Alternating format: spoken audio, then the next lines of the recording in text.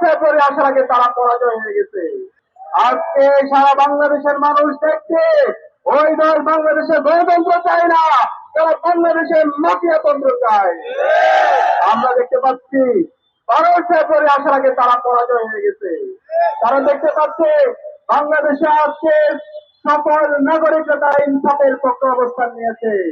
বাংলাদেশের যে 4 কোটি তরুণ তারা 5টি ছাত্র সংসদ নির্বাচনে ইনসাফের পক্ষের প্রতিনিধিদের পক্ষে তারা অবস্থান গ্রহণ করেছে। এবং আসলে যে নির্বাচন, যে নির্বাচন, সেই নির্বাচনে ইনসাফের পক্ষের প্রতিনিধিদেরকে বিজয় করার জন্য তারা মুখিয়ে আছে। এই বিজয় দেখে তারা পাগল হইয়া গেছে। আজকে তারা কাপুরুষের মতো সারা দেশে আমার মা বোনদের উপর হামলা করছে। আমরা বলতে চাই ওই বিএনপি সন্ত্রাসীরা আর কোন মা বোনদের উপর কোনো হামলা কর, আমরা সারা দেশের 18 কোটি জনতাকে প্রতিরোধ করে তুলবো। আর ছাড় দেওয়া হবে না, আর ছাড় দেওয়া হবে না।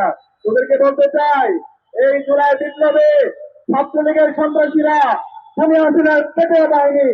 15 জুলাই আমাদের বন্ধের উপর ঢাকা বিশ্ববিদ্যালয়ে হামলা করেছিল। এরপরে যে গণবিপ্লব শুরু হয়েছিল, সেই বিপ্লবের মাধ্যমে এই খুনি হাসিনা বাংলাদেশ থেকে দিল্লিতে পালিয়েছিল। সুতরাং সাবধান করছি, আর কোন মায়ের উপর যদি হামলা করো, আর কোন বোনের উপর যদি হামলা করো, খুনেরকে আমরা আর এক মুহূর্ত সহ্য করবো না। সুতরাং সাবধান করছি, সে মা আমাদের 10 মাস 10 দিন গর্ভধারণ আমাদেরকে জন্ম দিয়েছে, সে বোনকে আমরা জীবনে সবচেয়ে বেশি ভালোবাসি। সে বোনকে, সে মাকে, সেই সন্তানকে যেই সন্ত্রাসীরা যে কোরআনের হামলা করছে, বিভক্ততার হুমকি দিচ্ছে, তাদের বিরুদ্ধে আগামী 12 ফেব্রুয়ারি গণলড়াই দিতে হবে।